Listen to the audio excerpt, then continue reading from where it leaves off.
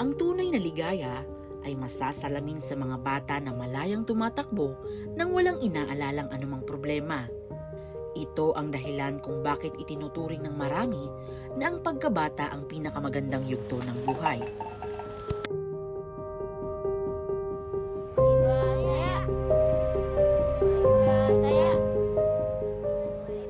Dahil kahit papaano ay malayo pa sila sa realidad at bigat ng mundo. Sa kabila ng saya at kalayaang tinatamasa ng ilan, may mga bata naman na nakakaranas agad ng kahirapan sa buhay, tulad ni Rafael de la Cruz ng Taguig City. Sa unang tingin ay hindi mo makikita na may tinatago itong karamdaman. Pero si Rafael ay ilang taon na ring lumalaban sa sakit na congenital heart disease. Kaya sa likod ng alalahaning ito ay may isang ina na lubos na nadudurog ang puso sa tuwing nasisilayan ang sitwasyon ng kanyang anak. Ako po si Jobet Rose de la Cruz, taga Barangay Rizal, Taguig City. Lumalapit po ako sa inyo para po sa medical or financial assistance para sa anak ko po na may congenital heart disease. Ventricular septal defect po yung condition po niya. Masakit para kay Jobet na makita ang kanyang anak na hindi man lang nararanasan ang pagiging normal na bata. Bali, sa condition po kasi niya, bawal po siya mapagod ng sobra.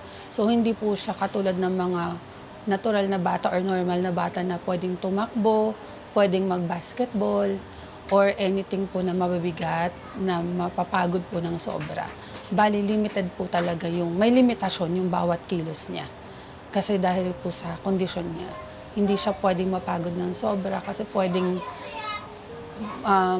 mawalan siya ng malay or anything na pwedeng makasama po sa kanya. Every time na sasabihin sa akin ng doktor na kailangan niya operahan, talagang umiiyak ako. Kasi takot ako na baka may masamang mangyari, yung ganun. Pero gusto ko na ngayon kasi para ma-enjoy din niya yung buhay. Kahit na ano po gagawin ko para sa anak ko. Ngunit sa kabila ng kanyang sitwasyon, nagpapatuloy pa rin si Rafael sa pag-aaral. Sa kasalukuyan, nagpapatuloy pa rin siya sa pag-aaral. Nagsisikap siya na mapataas yung mga grades niya. Kasi medyo late din siya sa pagtatagalog. Siguro yun yung defect, yung parang side effect ng condition niya. And then sa mga gawaing bahay, yung pagsasaing naman, kaya niyang gawin. Pero basta hindi mabigat, hindi siya mapapagod, kaya naman niyang gawin. Sa estado ng kanilang buhay, gustuhin man ni Jobet na maoperahan agad ang kanyang anak, ay wala silang gaanong kakayahan dahil hindi rin sapat ang kinikita nilang mag-asawa. Si Jobet ay part-timer bilang office staff, habang kanyang mister naman ay on-call driver. Bali, sapat po kasi sa pang-araw-araw. And then, dahil sa mga bills tumataas, nagkukulang na rin po. And then, si father is walang trabaho, stroke patient. And then, yung kapatid ko, psoriasis patient. Tapos kami din dalawang mag-asawa is diabetic. So, may time na hindi ko na kung ano na lang yung dapat bayaran, babayaran. Mangungutang para pambayad. Tapos, naghahanap kung ano yung pwedeng pagkakitaan. Kailangan kasi may maiwan din para may mag-asikaso. Kaya talagang nag-part-time din. Hindi ko alam kung pag nawala ako, kung anong pwedeng mangyari sa kanya, kung walang gagabay sa kanya. Kaya yun yung hinihiling ko na bago man dumating sa point na maiwan namin sila, is okay siya. Magkaroon siya ng talagang magiging okay siya para kaya din niya suportahan yung sarili niya. Malaking halaga ang kakailanganin para sa operasyon ni Rafael. Realidad na araw-araw na dinadamdam ni Jobet. Tumatanda na rin ako. Gusto ko bago ako mawala sa mundo, masettled ko siya. Yung ganun. Kasi ever since nang pinagbubuntis ko siya, dapat aalisin na siya. Kasi hindi naririnig yung heartbeat niya. So sabi ko, binigay ni Lord after 7 years. So ilalaban ko kahit anong mangyari. Naniniwala ko kay Lord na hindi niya ibibigay isang bagay nang walang dahilan. kwento na aming tinutukan dito sa House at Your Service. At kasama po natin ngayon si Nanay Jobet de la Cruz. Magandang hapon po, Nanay Jobet. Magandang hapon din po. Okay. Naku, Nanay, pakikwentuhan niyo naman, ano po ba ang tulong na nais po namin o nais niyo pong ihingi at ilapit sa aming programa?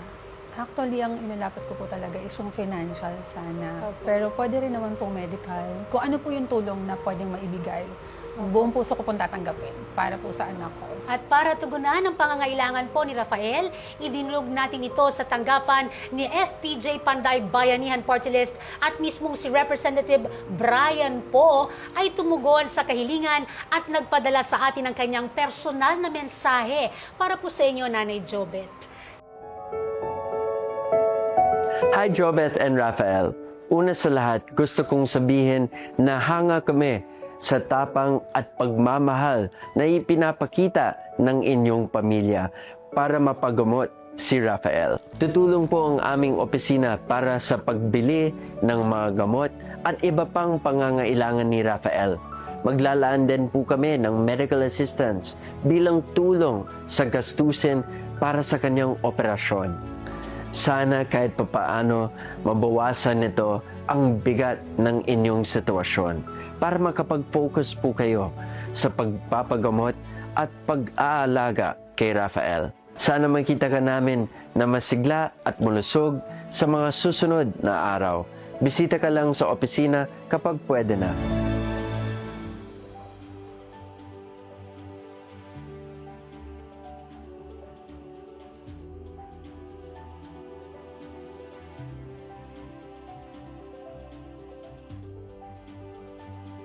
Andito tayo ngayon sa House of Representatives dahil ngayong araw ay personal nating sasamahan si Nanay Jobet at ang kanyang anak na si Rafael. At sa tulong ng FPJ Panday Bayanihan Party List, matutugunan ang alalahanin ng isang ina para sa kanyang anak na may sakit na congenital heart disease. Sa pag-uusap, inilahad ng kinatawan ng mambabatas ang mga tulong bilang tugon sa pinagdaraanan ng mag-ina. Sasagutin na po namin ng FPJ Panday Bayanihan Party List ang monthly maintenance po ni Rafael. So every month po, pwede po kayong kumuha sa amin ng assistance para sa pambili ng gamot ni Rafael hanggang bago mag-surgery po si Rafael. So para sa ngayong buwan po, magbibigay po kami ng paunang tulong para sa gamot ni Rafael. Ngayong araw mismo, dito na po siya. Ito po. Tapos, para sa susunod na buwan po, pwede pong mag-send lang po kayo ng resibo ng pinagbilan nyo ng gamot para makuha ulit yung pambili ng gamot ni Rafael para masigurado natin na para sa gamot talaga ni Rafael mapupunta ang tulong na yun. Para naman po sa medical assistance, meron po tayong team na nakalaan para sa inyo. Tututukan po ng team namin ang pagbibigay ng assistance para kay Rafael. Kung saan man pong ospital si Rafael, bukod po doon, ipinapangako rin po ng FPJ Panday Bayanihan Party List ang 100,000 worth of medical assistance para kay Rafael.